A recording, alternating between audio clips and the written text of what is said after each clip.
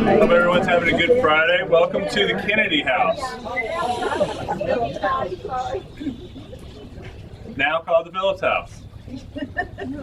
My name is Mason Toms, and I'm with the Arkansas Historic Preservation Program. Thank you for coming. If you are interested in the HSW Continuing Education Credit, come see me after the tour. Built in 1964, the Dr. Charles H. Kennedy House is a unique example of the combination of Frank Lloyd Wright's organic architecture with the European modernist designs of Ludwig Mies van der Rohe by the Fayetteville architect Warren Seagraves. But first, a little bit on the area of Indian Hills, where we are. The town of Argenta, which is North Little Rock, was platted in 1866 on the north shore of the Arkansas River by Thomas Newton Sr. The name Argenta was derived from the Latin for silver, argentum, which was a reference to the Kellogg lead and silver mines, which were about 10 miles north of the downtown, around where Kellogg Road is, if you know North Little Rock. In the 1880s, Argenta was closer to a frontier settlement than the Twin City to the state's capital.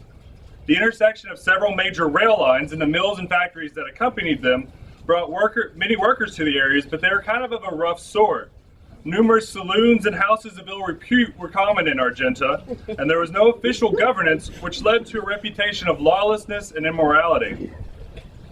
It was during this time that some say the term Dogtown was created in reference to this working class population and their unsavory behavior. Others say the term was created when the town of North Little Rock was officially created. It was part of an elaborate scheme by William Fawcett to gain control of Argenta from the city of Little Rock, which had annexed Argenta as its 8th ward in 1890 without actually asking the residents if they wanted to. Step 1 of his plan was completed in 1901 when the town of North Little Rock was created just north of downtown Argenta. Step 2 came in 1903 when Fawcett created the Walnut Ridge Hoxie Bill and introduced it into the state legislature. The bill allowed any two towns within a mile of each other to join together should it be approved by popular vote. The problem was, for the city of Little Rock, many of the supporters there didn't realize that the implications spread throughout the entire state and not just in Lawrence County. So after the bill was passed, Argenta and North Little Rock voted to become one city, and Argenta officially was taken away from Little Rock. Now, the city of Little Rock wasn't too pleased by this legislative sleight of hand, so rumor was that they would bring their stray dogs over to North Little Rock and let them go. Hence the name Dogtown. However, there's no evidence to really prove either one story, but they're both good stories. So, however, what we do know is through the early 20th century, the city always tended to expand to the north. Part of this was a geographic reason. You had what's known as Big Rock to the west and a swampy marshy area generally called Dark Hollow to the east. So they really only had one direction that they could really move efficiently. In 1921, Justin Matthews plotted the Park Hill development just north of what was officially North Little Rock on the bluff because it was seen as being more healthy. The higher elevation meant that the air was cleaner and you would live longer. At least that's how they promoted it.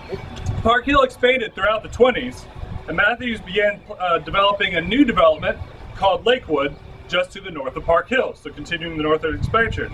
The lakes in at least one part, the site now known as the Old Mill, was completed in the late 30s, but the outbreak of World War II pretty much put a stall on any development in Lakewood. It was after the Second World War, in the 1950s, that Lakewood really took off, due in large part to the opening of the Little Rock Air Force Base, which originally had no housing on base, so all of the soldiers were buying houses nearby. Lakewood was the nearest development. The early 60s saw another huge surge to the north with the development of the north part of Lakewood, the area on the north side of McCain, and the creation of Indian Hill Subdivision by Windrock Enterprises.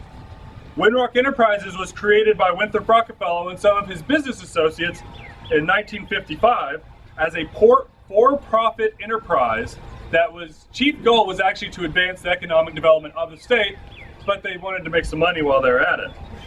Eventually, the company would become the largest land developer and home builder in the state of Arkansas. The land that is now Indian Hills, where we are, was originally owned by the railroad. the city deeded about 640 acres to the railroad in an area that was well outside of town. In the 1940s, the land was given to the Catholic Church, all 640 acres of it, which part of it was used to establish Immaculate Conception Church, which is still just outside of Indian Hills on the other side of JFK, and the original church was built there in 1949. In 1958, Windrock Enterprises bought 550 acres, so not the entire land, but most of it, 550 acres from the Catholic Church for the purpose of a new development. Now keep in mind, this was still a decent ways outside of the city when they bought that in 1958. Windrock Enterprises hired Dallas firm Phillips Proctor Bowers and Associates to develop a master plan for Indian Hills. The proposed design would include a shopping center, elementary school, churches, lakes, recreation areas, and single and multi-family housing. Though the plan was a little more than a draft, the city approved the design, and in 1962, the city officially expanded its boundaries to include Indian Hills. Within the single-family residential areas of the development was built within phases of 30 houses at a time, or 30 plots at a time. It was also developed around the lakes. The lakes were developed first and then expanded out as they went around. So on an oddly shaped trapezoidal lot on one of the first developments, Dr. Kennedy bought a plot as soon as they went on sale and decided to build a new house for his family by his college buddy and fraternity brother, Warren Seagraves. A little bit about Dr. Kennedy. Dr. Charles Kennedy was born in Ruston, Louisiana in 1921, but was raised in Smackover, Arkansas, where his father was a family doctor, general practitioner. Kennedy said he always admired his father and decided to follow in his father's footsteps. After high school, he enrolled in Louisiana Tech in his birth town of Ruston, Louisiana, to study pre-med. However, shortly after, he heeded the call for service from his country and enlisted in the U.S. Navy Hospital Corps, where he served on transport vessels in the Pacific throughout the war, treating injured soldiers. When he returned from the war in 1946, he married his high school sweetheart from Smackover, Margaret Bass. Shortly after, Kennedy enrolled at the University of Arkansas Medical School, where he graduated in 1951. In 1953, he opened his first clinic in North Little Rock at the corner of D Street and JFK, where he was a general physician. In 1968, he moved to a new clinic at 3115 JFK Boulevard, where he stayed until he retired in 1996. Kennedy's medical practice spanned 43 years, during which Kennedy was much loved by the community. He never charged police officers, clergies, employees, or employees' children for services. He would also waive charges for patients who were in need of service but couldn't afford it.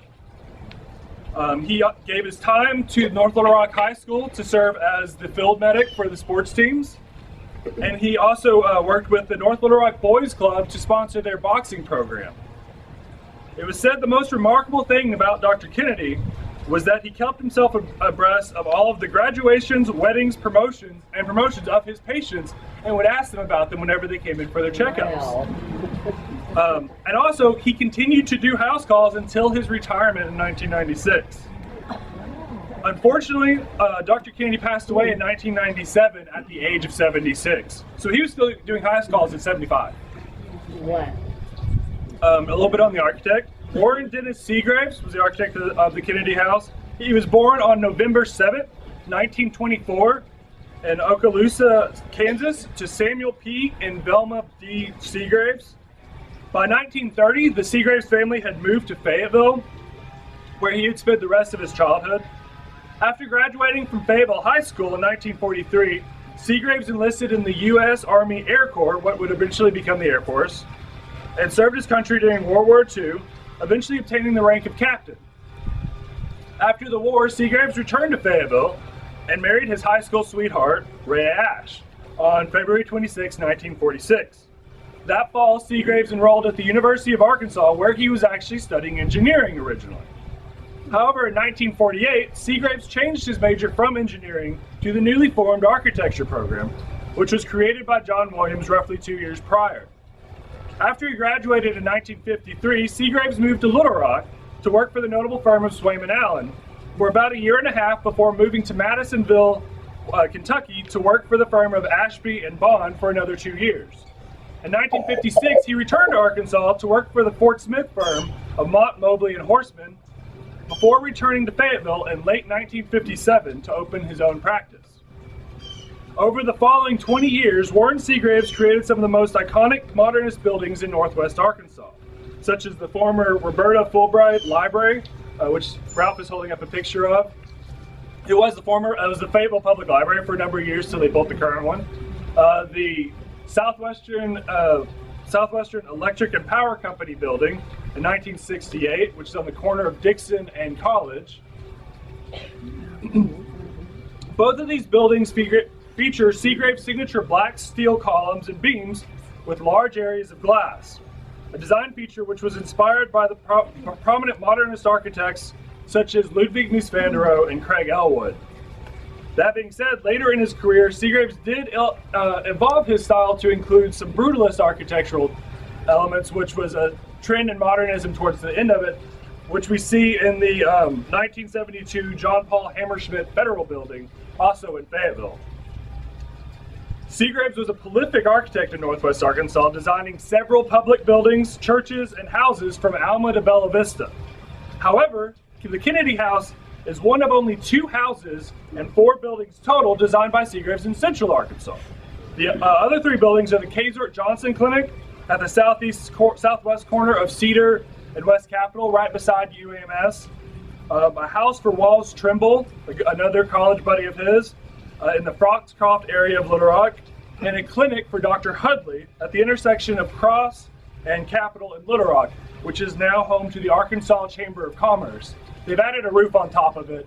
You kind of block the roof. That's what it looked like originally.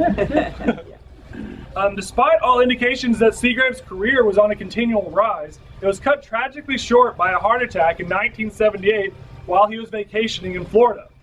However, the built legacy he left behind was a strong testament to the expertise and creativity he possessed as an architect. Now into the house. The Kennedy residence was completed in 1964 and is a unique example of a combination of structural modernism and organic modern architecture in a residential setting. Structural modernism, as the name suggests, is a type of mid-century modern architecture in which the load-bearing components, the frame of the building, were actually highlighted and celebrated instead of being hidden behind walls or columns or covered up with ornament. The style's creator and architectural champion was the German architect and father of modernism, Ludwig Mies van der Rohe. His ideas on how modern buildings should be designed are best seen in his designs for the Barcelona Pavilion, Ralph has a picture of, in Spain from 1929, in Barcelona, Spain, and also in his design for the Farnsworth House in Plano, Illinois from 1951.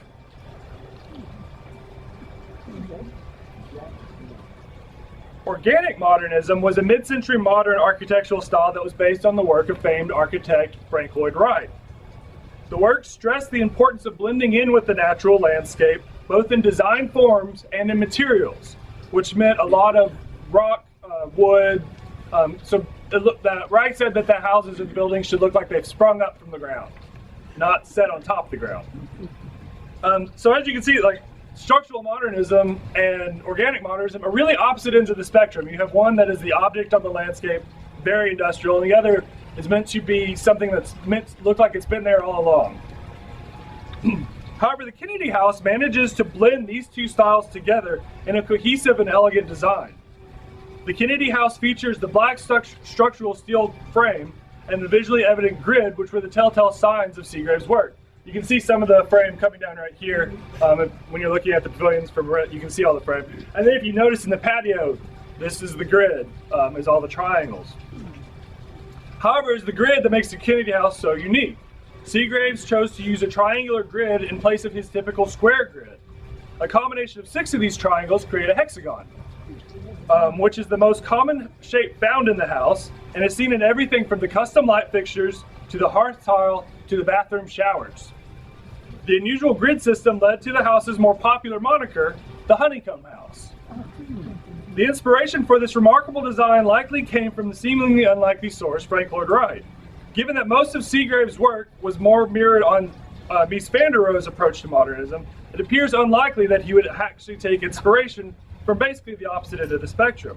However, John Williams, the creator of the architecture school at the University of Arkansas, exposed all the students to all forms of modernism, all the different styles of modernism, but was really a big fan of Frank Lloyd Wright, so there was a lot more emphasis placed on Frank Lloyd Wright.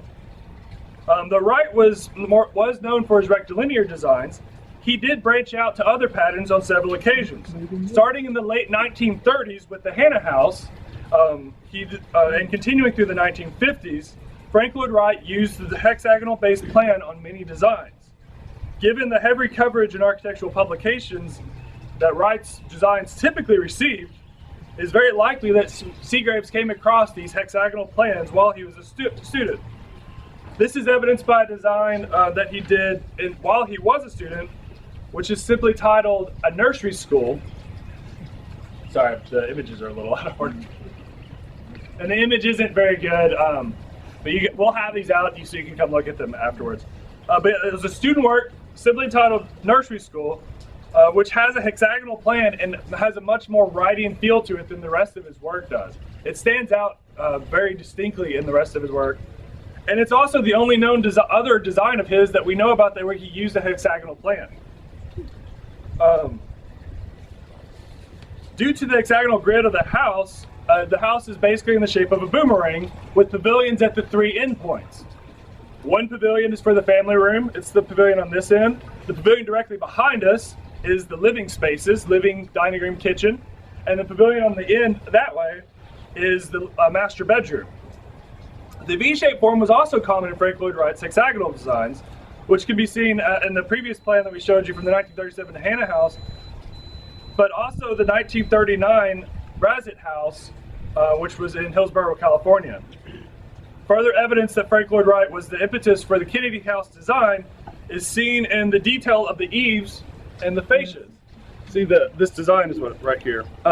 Wright commonly employed a type of stylized dintel. If you're familiar with more traditional architecture, dintel, the little blocks that go across front, dintel after teeth. This was a stylized pattern that Seagraves came up with, and is an element commonly seen in architects' work if they're mirroring Frank Lloyd Wright. Also, the depths of the eaves are another kind of example of Frank Lloyd Wright's influence. Seagraves' eaves typically weren't this deep. I mean, these basically create a wraparound porch on the house. Then there's the carport, which Seagraves did like using carports, but Frank Lloyd Wright, who's actually credited with creating the term carport.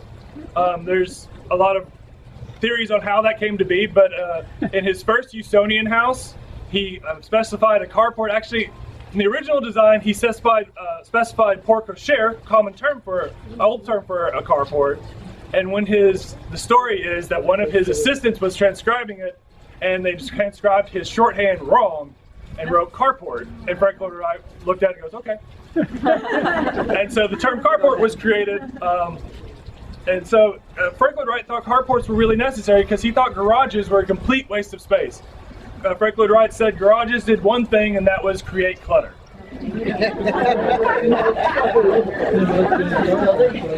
There are two possibilities on why Seagraves may have chosen to go with the Wrightian styles. The first and simplest is that Dr. Kennedy liked the work of Frank Lloyd Wright and wanted his friend to design the house. So he asked his friend to design him a Frank Lloyd Wright-like house. The second possibility is that perhaps Kennedy, who knew Seagraves during college, saw his designs, such as the nursery school, and said, hey, you remember that design you did back in college? I want something like that. We don't really know which way it went. Either one is a possibility. However, in the Kennedy house, Seagraves managed to combine Frank Lloyd Wright and Mies van der Rohe to create a house that embraced both ends of the modernist spectrum, an innovative design approach that led to its high level of significance and it being placed on the National Register of Historic Places in September of 2017. Seagraves was known for creating a number of custom elements in all of his houses, but in the Kennedy house, and so the Kennedy house was no exception. Dr. Kennedy was an avid outdoorsman, loved camping and hunting and fishing. So Seagraves designed in the house, if you go down the hallway towards the family pavilion, you'll notice on the side there's a built-in gun case and fishing rod storage right beside the mudroom. Another interesting element of the house is the double-sided fireplace in the living pavilion. That Seagraves designed that so that no matter where you were in the pavilion, you could see the fire when it was going. And one of the more bizarre features in the house is found in the master bathroom, which features his and her bathrooms. Not a terribly uncommon thing, his and her matching bathroom.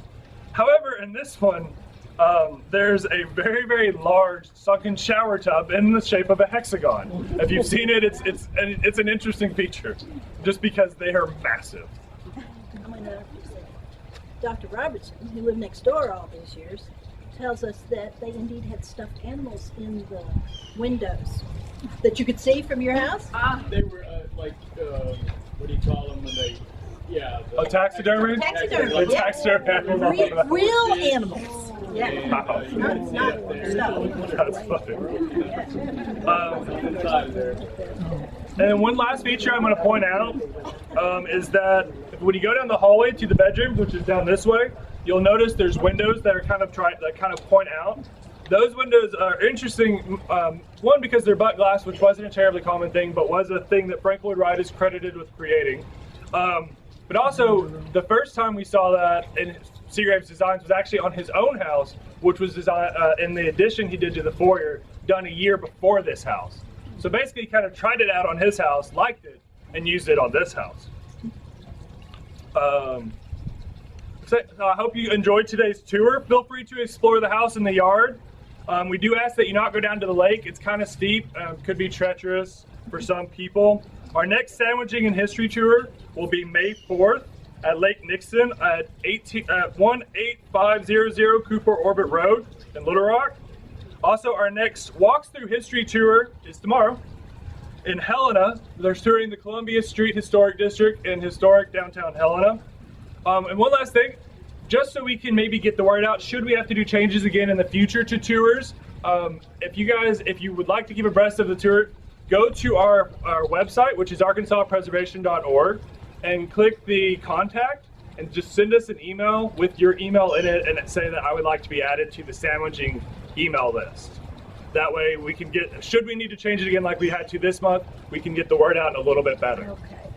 If you have any questions, I will be up here, so feel free to ask. Thank you so much. Good job.